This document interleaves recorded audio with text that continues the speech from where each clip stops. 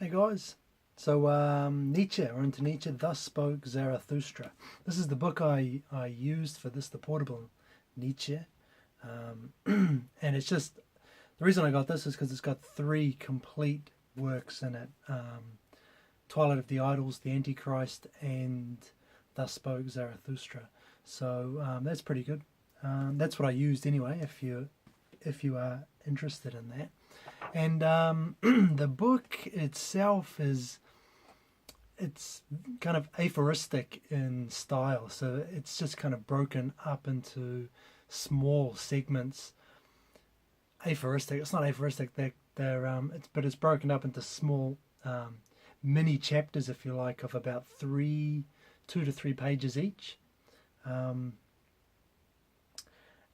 so and each chapter's like, there isn't really a thread, if you like, underneath it. There kind of is, but I thought the best way to deal with it is just to take each chapter, mini chapter, one by one, and just look at the key points that Nietzsche raises. And that's the way he wrote a lot of his work as well.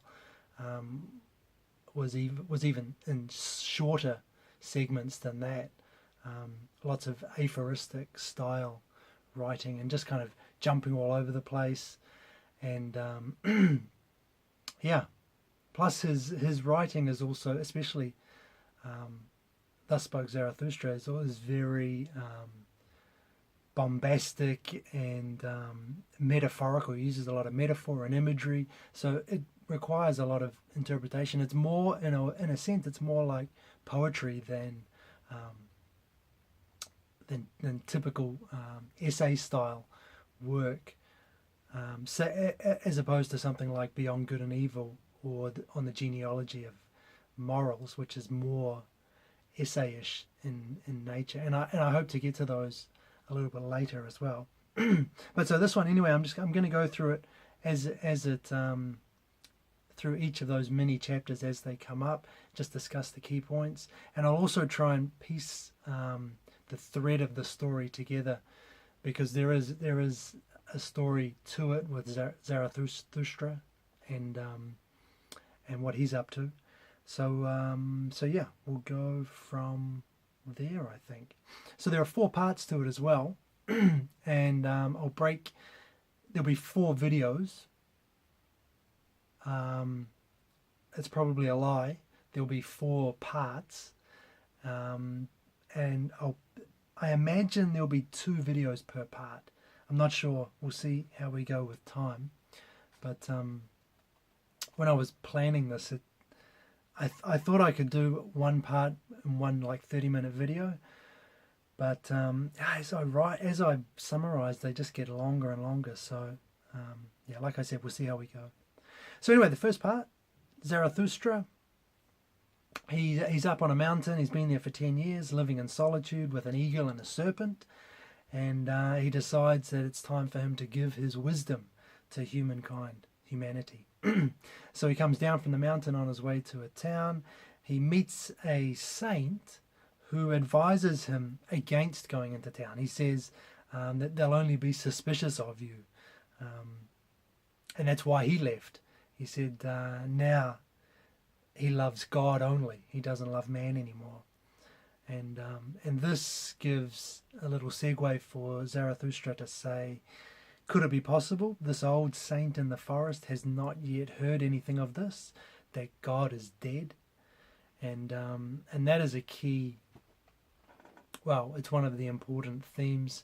This isn't the first time he raises it, but yeah, it's the idea that God is dead. Obviously not literally, but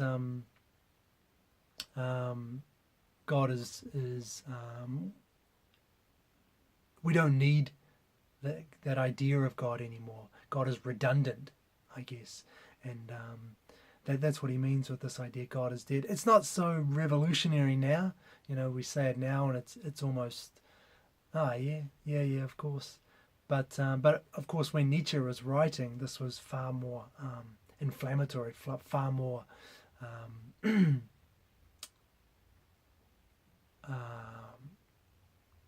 exciting, new. So anyway, God is dead,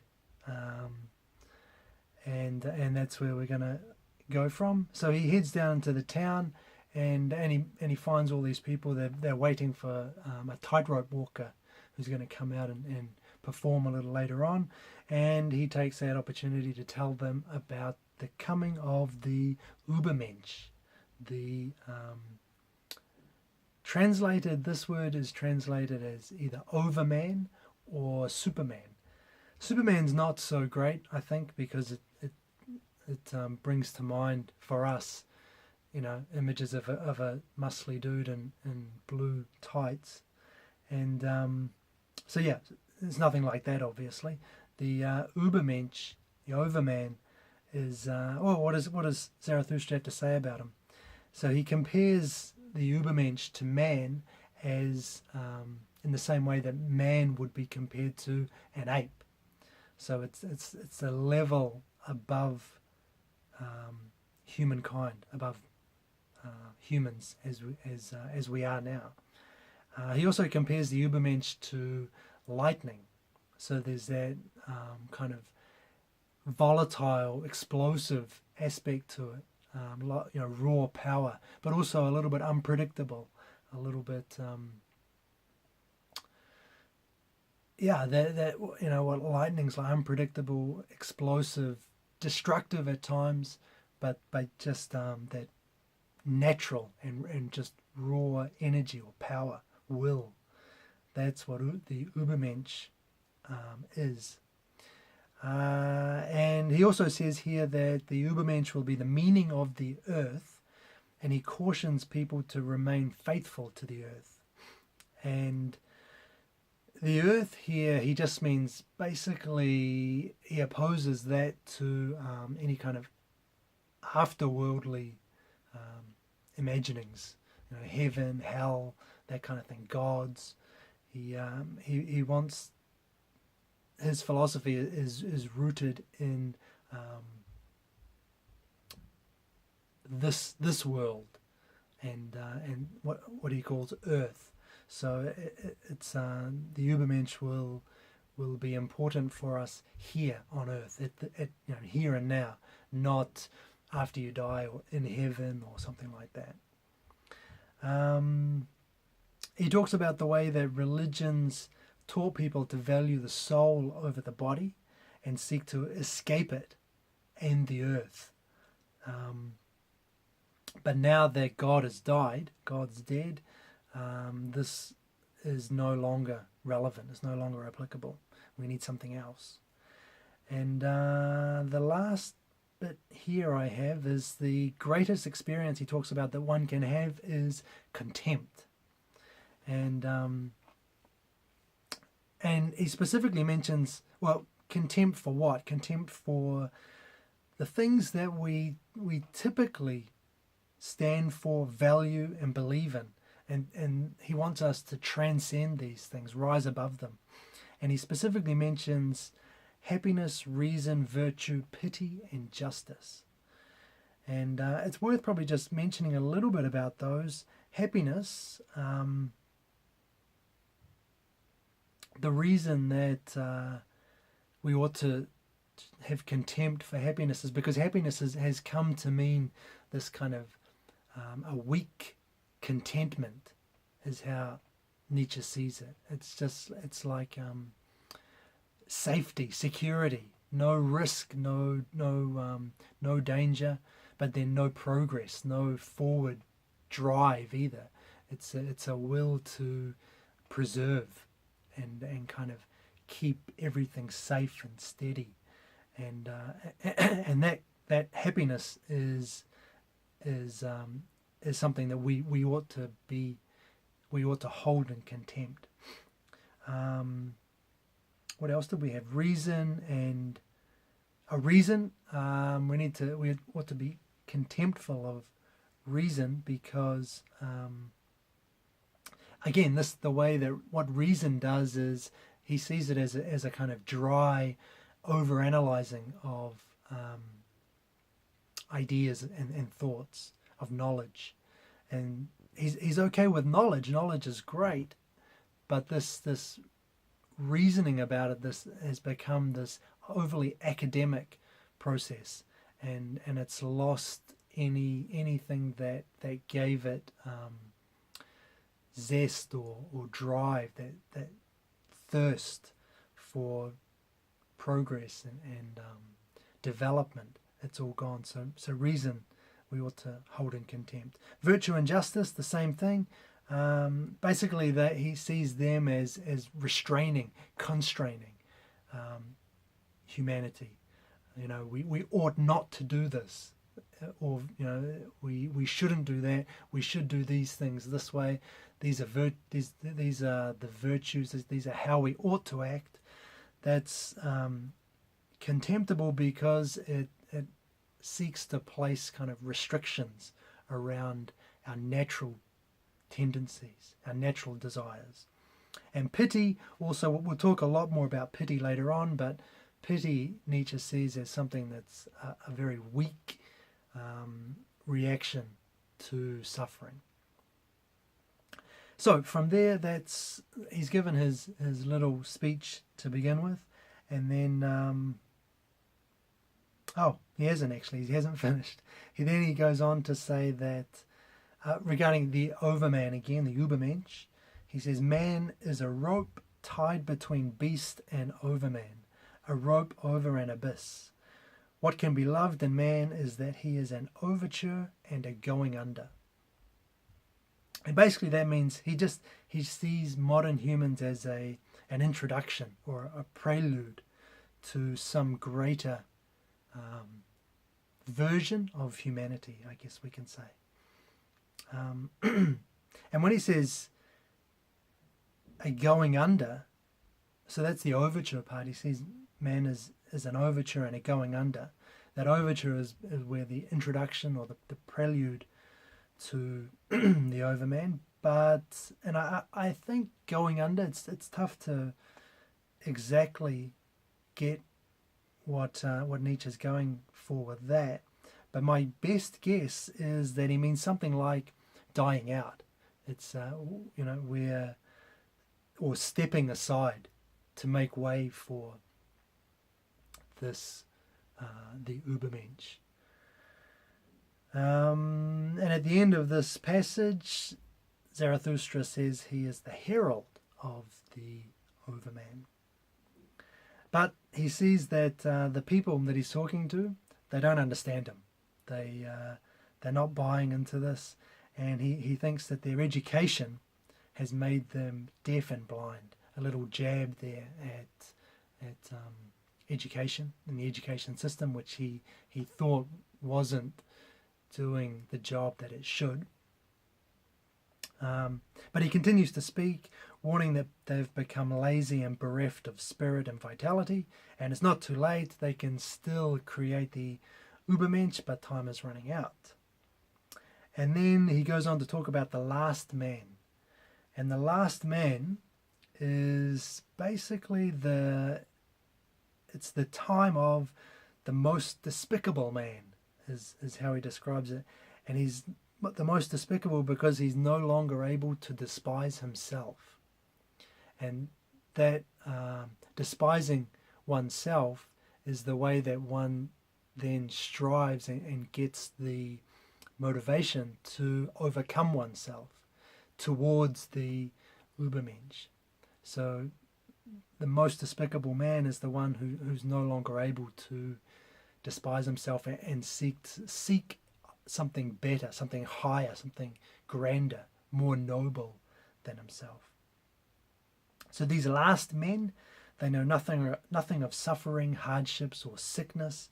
They're all happy, but as I said before, that happiness is a contemptible, safe, warm, insipid contentment that has lost the passion and vitality that Nietzsche values. And then he says, and this is a quote, "A little poison now and then, that makes for agreeable dreams, and much poison in the end for an agreeable death." And finally, this time of the last man will be a time of no shepherd and one herd. No one wants to rule, no one wants to follow, because both require too much energy exertion and ambition, and no one has that anymore. Everybody wants the same. Everybody is the same. And that's where he feels that humanity's going to this time of the last man, where there's no more zest, thirst for life, no more will to be greater, be something more. It's all been kind of leveled down. So after this speech, so he's done now with that speech, and then the tightrope walker comes out to begin his performance. And just as he's halfway through, though, a jester steps onto the rope behind him and boldly marches forward, challenging his rival to move faster. So he quickly catches him and leaps over the top of him. And then the tightrope walker falls to his death. So this whole scene, I think, is a metaphor for that speech we just heard. The rope bridge and the tightrope walker represent humanity. Remember, the bridge, humanity is a bridge to the ubermensch, and and the tightrope walker on the rope bridge is also humanity, which needs to be overcome by something. And at first I thought the jester represented the ubermensch, but I think actually he's a better metaphor for Zarathustra himself as the herald of the ubermensch or the Overman. So Zarathustra rushes over to the tightrope walker, and just before he dies tells him there's no devil and no hell. And then the tightrope walker says that he's lost nothing when he loses his life then, and he's been little more than a beast, taught what to do and how to do it. But Zarathustra disagrees and praises him for making danger his vocation, a clear reference to the merits of living dangerously, and also I think to that idea the tightrope walker was trying to get across that bridge. Again, the metaphor being to the Overman, to the coming of the Overman. So I should just mention too that and this will come up later, but he's not talking about people now becoming Overmen. He's talking about generations later. So people now can be the ancestors for the Overmen, but he thinks that that's a long, long way away. And so anyway, back to the story. The crowd disperse, and then in the evening Zarathustra carries the corpse into the forest to bury him, but he gets tired, deposits the corpse in a hollow tree for the night, and goes to sleep. And then when he wakes up, he realizes that he was wrong to go forth and try to speak to the herd. So the herd is what he calls just people, just regular people. And he was wrong to do that because he doesn't want this type of person. He's not after this type of person.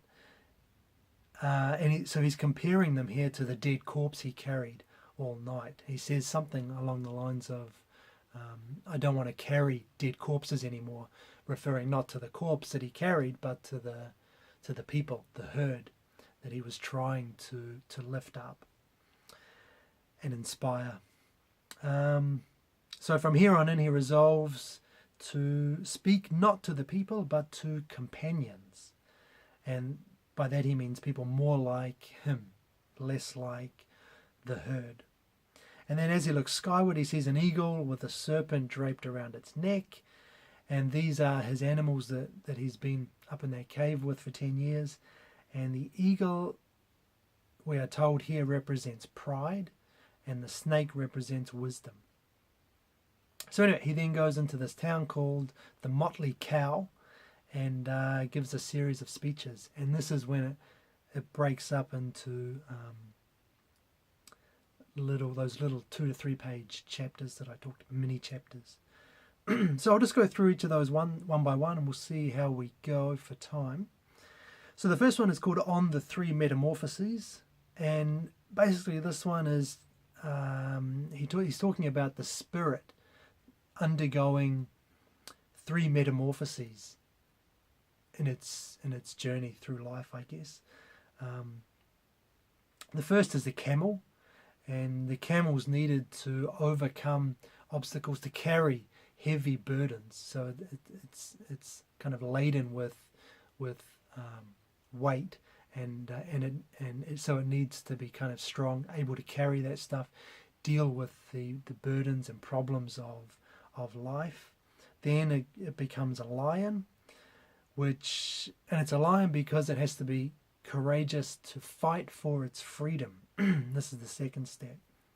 And he talks about it fighting a dragon. The dragon is named Thou Shalt. So a dragon who just commands us, tells us what to do. And it combats the dragon with I will. So it's enforcing its own desires, its own goals.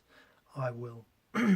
So the lion can't create. That's the problem. It can't create, but it does create the freedom for itself to create. So it's needed to kind of create the space within which it can then create. And Nietzsche calls this the sacred no. So refusing those values that society or in this case, Nietzsche's talking a lot about the priests, what religion tells you can and can't do.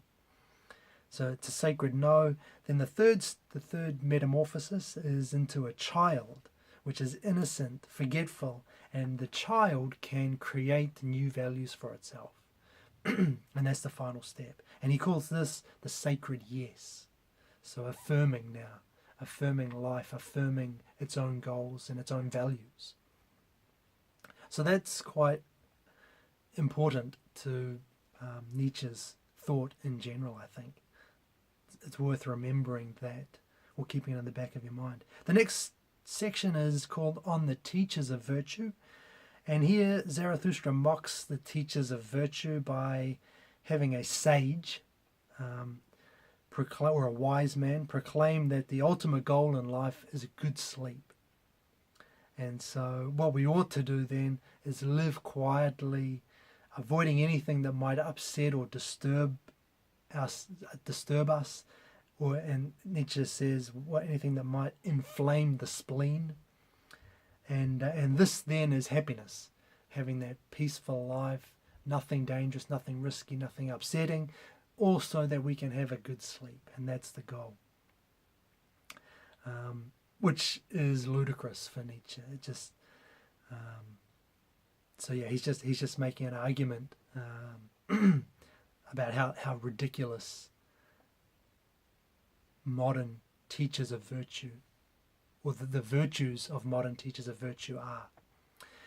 The next one is called On the Afterworldly, and basically it just says God and the afterlife are man-made creations. We created them, and what's more, they're modelled on a poor specimen of man, or of humanity.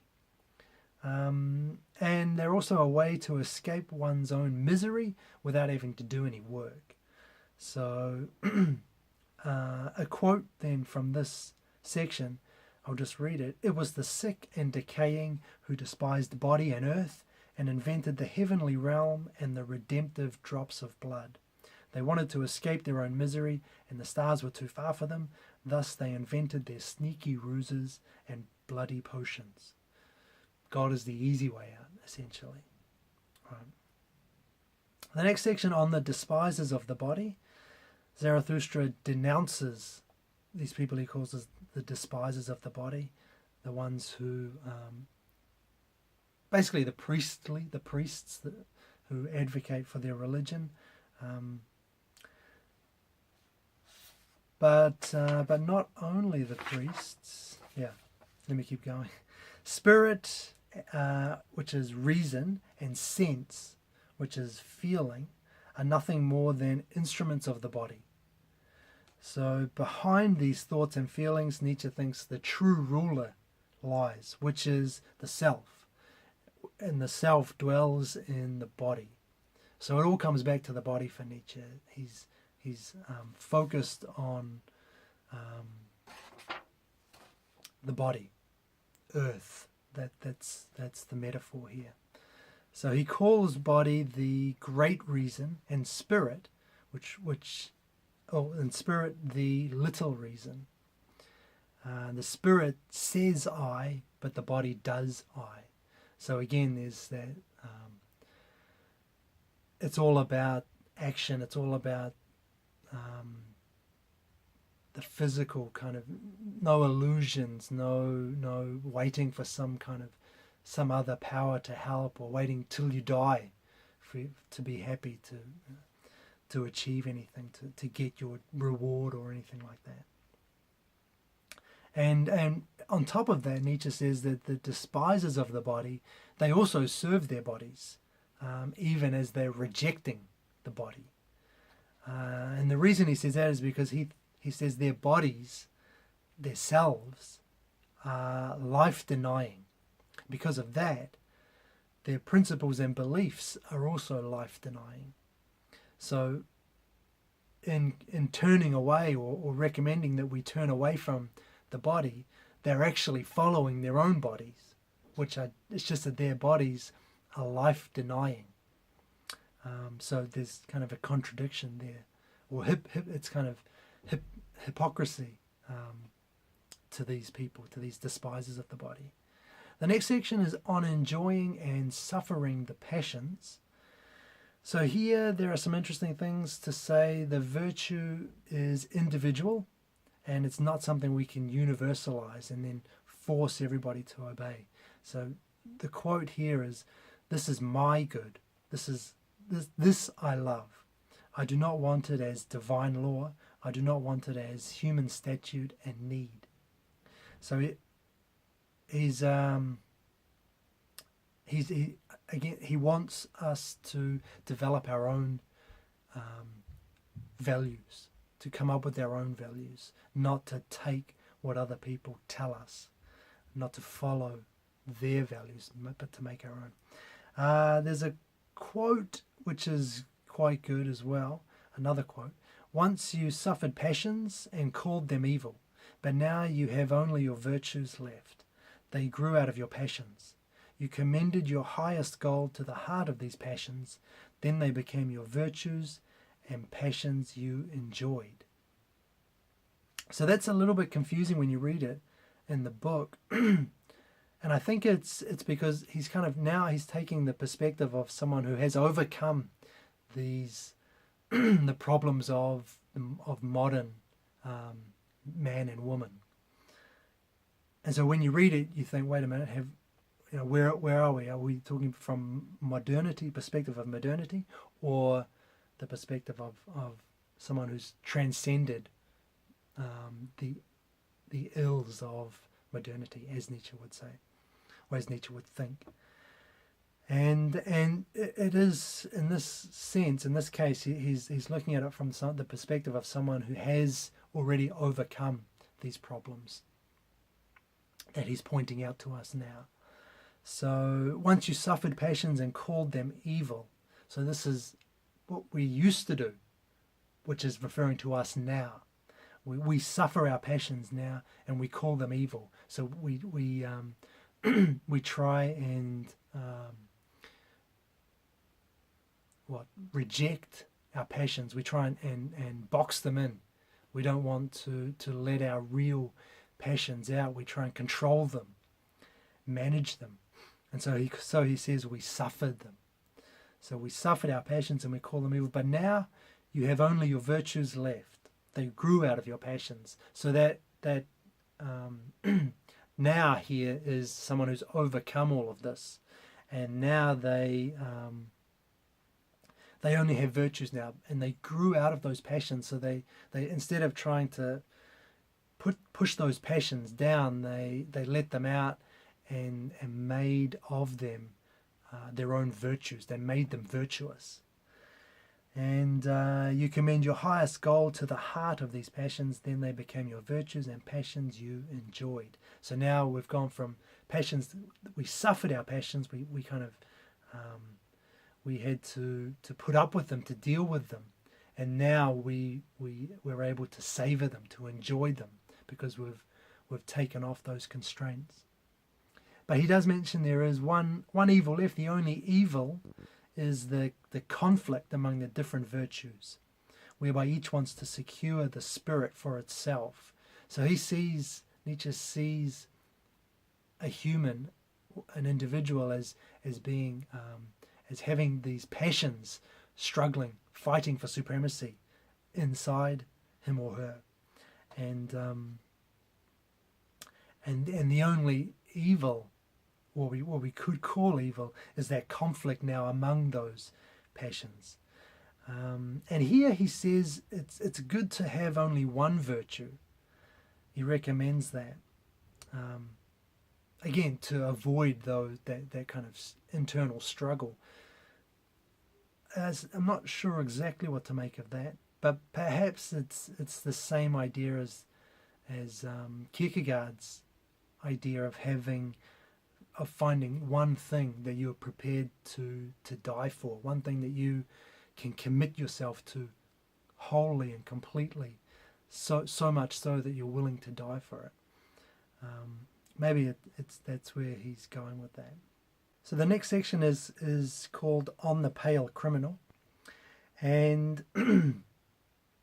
here he talks about, at the beginning he talks about the label evil being a restriction or a limitation imposed on us to control and check our natural passions. I think I've kind of talked about that quite a bit already, but have I?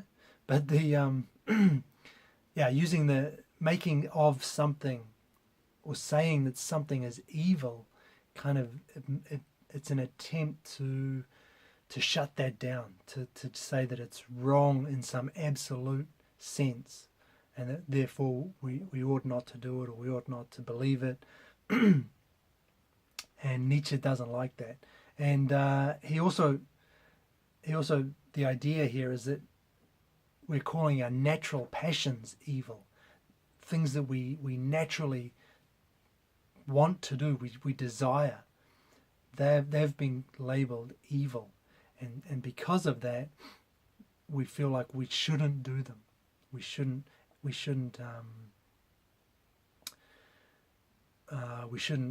act on them, act on those passions. He goes on to say to say this, and this is a quote, I think: "Enemy you shall say, but not villain. Sick you shall say, but not scoundrel. Fool you shall say, but not sinner."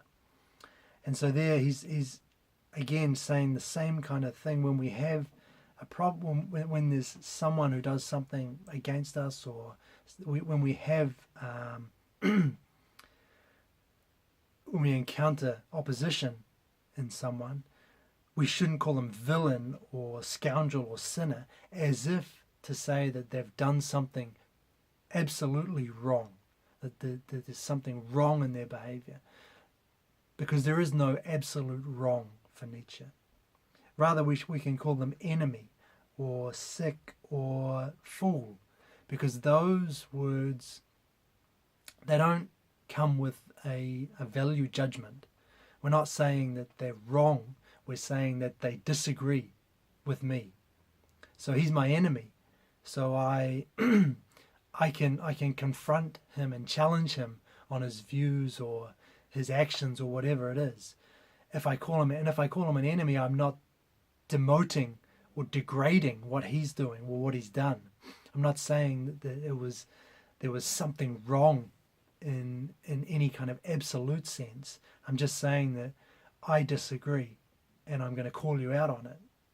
So that's the way to think about this. And then we get into the Pail Criminal. And the Pail Criminal is a guy who is on trial for murder and robbery. Now he's pale from guilt because he can't bear what he's done. So a judge asks why he murdered when all he wanted to do was rob, as if that was the lesser of the two, which we normally think, right? But Zarathustra disagrees with this assessment. He says actually he wanted to murder. That was his passion. That was his way of confronting this problem, this challenge, this enemy.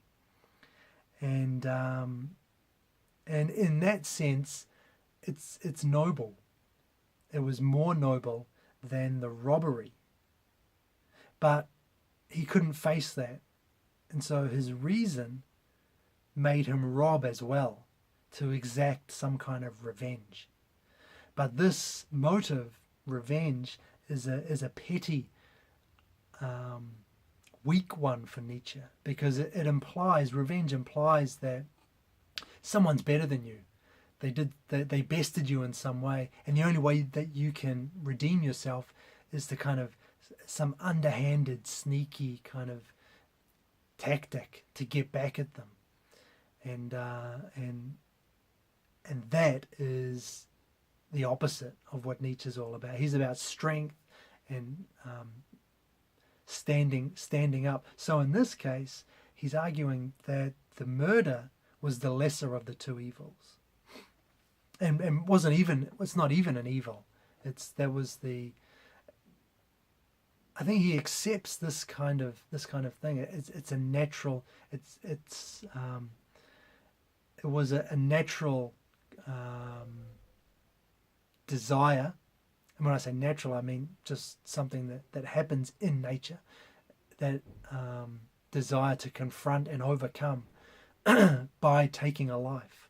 But there's kind of an honesty to it, or a purity about it, if you can twist your mind in that way, in the sense that it's directly confronting the problem, rather than a sneaky kind of revenge, stealing something.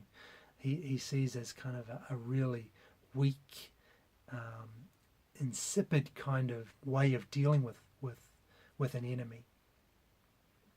So because he's denying his passions, that's why the pale man is suffering from guilt. So yeah, the problem is not that he murdered, the problem is he tried to rationalize it and justify it through robbery rather than embrace his nature. So you can already see that nature for Nietzsche is something that is pretty raw, pretty primal even, and what he considers bad is to deny that nature. So anyway, that's an interesting section and worth reading. Then we have another section on reading and writing, and this one he's basically against academia. He goes after them, and he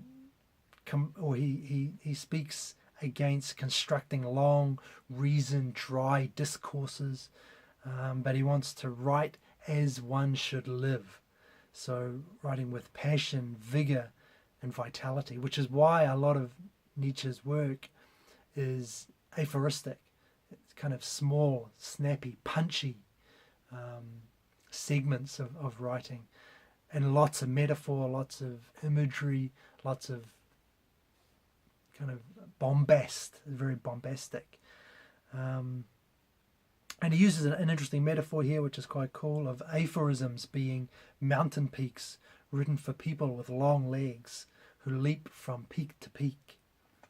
And there's a sense there too of freedom or their leaping being free and gay, high above the serious profundity of those who prefer these dry academic treatises. So against what he calls the spirit of gravity, and that will come up again later on as well, and also this idea of gayness, gaiety, freedom, spontaneity, liveliness, that's play, that's another prankishness. I can't stop. That's another recurrent theme throughout this book. The next one, I think I'll finish with this one, is on the tree on the mountainside. And he's talking here about the way that the taller a tree grows to the heights, the deeper its roots must reach into the earth. And it's the same with people. The more one, I'll read a quote actually, the more he aspires to the height and light, the more strongly do his roots strive earthward, downward, into the dark, the deep, into evil. And so, again, here's that idea to be noble, to reach the greatness that Nietzsche's talking about. We also have to tap into those passions that lie inside us, that we've labeled evil. And that can be destructive and dangerous and can create conflict, but that's an important part of becoming great, Nietzsche thinks. And we'll see more about why that is later. So the noble are independent and strong, like that tree on the mountaintop. They stand in everybody's way, especially those who are good, because the good want the old. They want that old order to be preserved.